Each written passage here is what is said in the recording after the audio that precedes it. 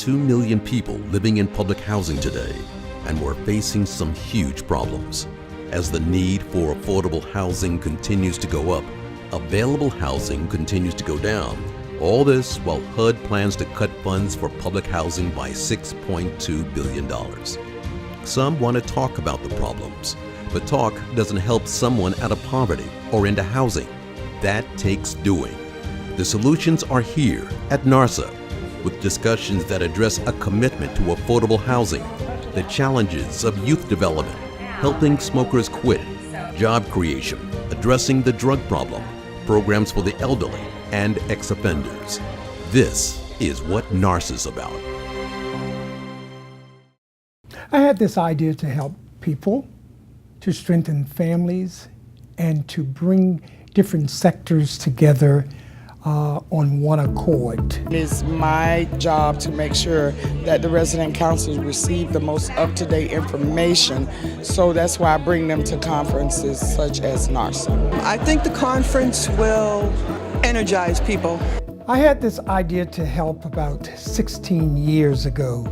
I noticed that housing industry groups had very little to offer. NAR-SAAH is a powerful conference for affordable housing, helping low-income residents in all of the cities across the United States, and I love being a part of it. It's a wonderful thing to see people appreciate learning and coming with open minds to be able to be helpful, to be able to serve better in the capacities that they're in.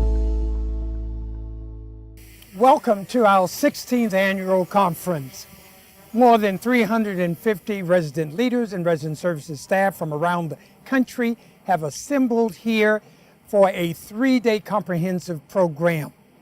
We are delighted this year that this conference is co-sponsored by the Charlotte Housing Authority. This conference gives residents information on new policies, honors outstanding leaders, sponsors a bus tour of Charlotte's public housing sites, and offers certificate training classes. But first, the dynamic speakers. Be committed, lead with passion. Keynote speakers gave powerful presentations. I don't want to follow you if you're dragging to the table. You know?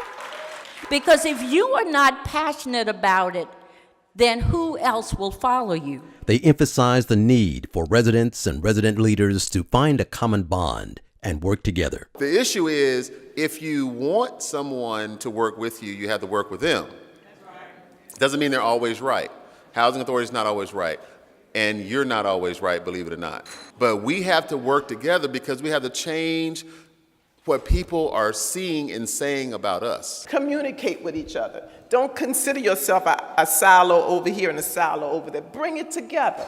Nobody can succeed going alone. And with recent program cuts, many residents are being forced to go it alone, leaving them few options for upward mobility. We can't just warehouse people, right? Provide them no resources and expect them to soar. It doesn't work that way. You have to have individuals that actually work with them on a day-to-day basis. They say, house you. And that's a great design if you want to keep people exactly where they are. With reduced housing and cutbacks from Washington, residents are facing an uphill fight and must be prepared while staying positive. You don't accomplish anything with negativity. Now, that doesn't mean that you don't put truth to power. You need to call it what it is, but you need to call it with the spirit of change. Another important issue discussed was the future of our children, how to keep them focused and engaged. These are our youth. You're working for them. You're working to make sure they have a better place, and they're depending on you. Many of our youth are not engaged and excited because we're not bringing them anything exciting. How are you going to get people excited about something that's boring?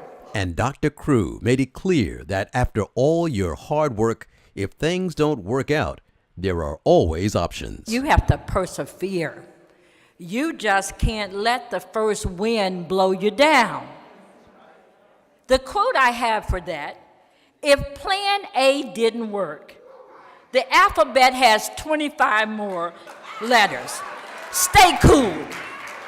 Stay cool. But you just can't take that cool, Winston or Salem, into public housing.